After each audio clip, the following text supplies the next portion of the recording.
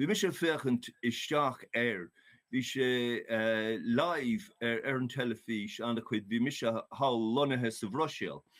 Ach connic me an chuid smó lean me gach, léad me gach a bhí ann. Chuig sé I dúspáire chuig London, bhfuil sé le John Major I Downing Street, tháinig na Canary éarnacha cuidecha ann freisin I man caintena as sin chuig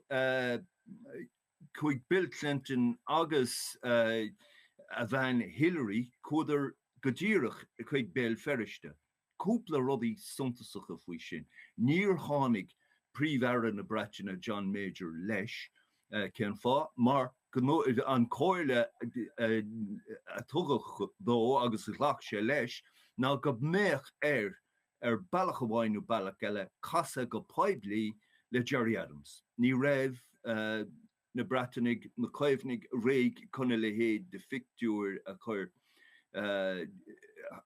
amach sa chóras I dúspáire. An tarna rud ná gur anse in óstáin Europa an áit a scrisach haar na blianta a búmáilech de béir an túfás trocha breis trocha uire le lingne tribloidi.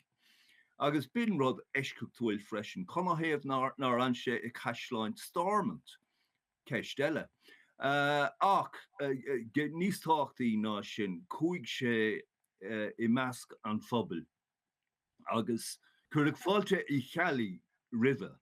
Chuig sé a haar timppel béal ferrichte, chuig sé go dtíre cholam ciile, áitena eile, hí Hillary ag búla le grúpi mnáibh, hí thug sé óráid Harbh suntasach I monarchan Mackies I méil ferrichte a fuair anna chuid fógraíocht.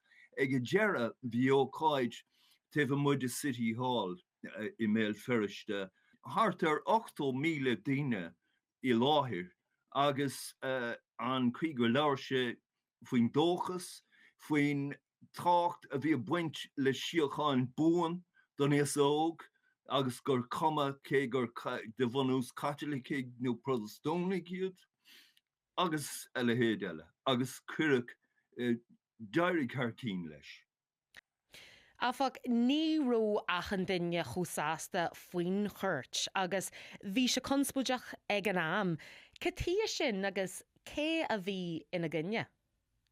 Nói cuidas na héntaigh ní ráidir, ní mónásáasta ráidir, ceapaidir gur bua don na náisiúntóirí marach nach bua don IRA agus de locht skeitlehoireacht. Agus bin viidir a bhéid a leid Harbh cumádach agus cuamach faoin chuig gur bhain siad leis an chuirt. Tá clú agus cail ar an chuirt sin inis, agus is dói gur tháinig Bill Clinton amach agus gur uirt sé ó hen gurú an chuirt sin cean duna bomatí ina híal ina chlíbacha grúise chu bródúil as. Ach cé an suntas a bhain leis an chuirt sin don túisgurt, mar dar nóí bhí clú agus cail ar an túisgurt ag an am margheall ar an chimhlint, mar sin cían seannach ar bhí ag an chuirt dochar sa chuí. Is tócha go hiidir náisiúnta, mis feag na blianta bhí conaí orm sa rank, sa gearmáid, sa bhelig, agus ar eile. Agus I gcónaí nuair a dearfáil le daine gur bhéarnach ó de bheith siad go rialta agus taobhiste de nóméad amháin a leabhart leat faoi Belfast agus Beaumile agus ar eile. Ach go háirithe san stáit aontaithe.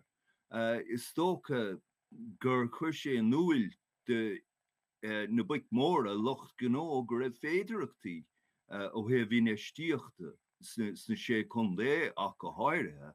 Agus gur na híomháine telefíse hí tionchar thar na bart thugad ar fís eile de éire goiteine agus chúsceart éireann ach go háirithe.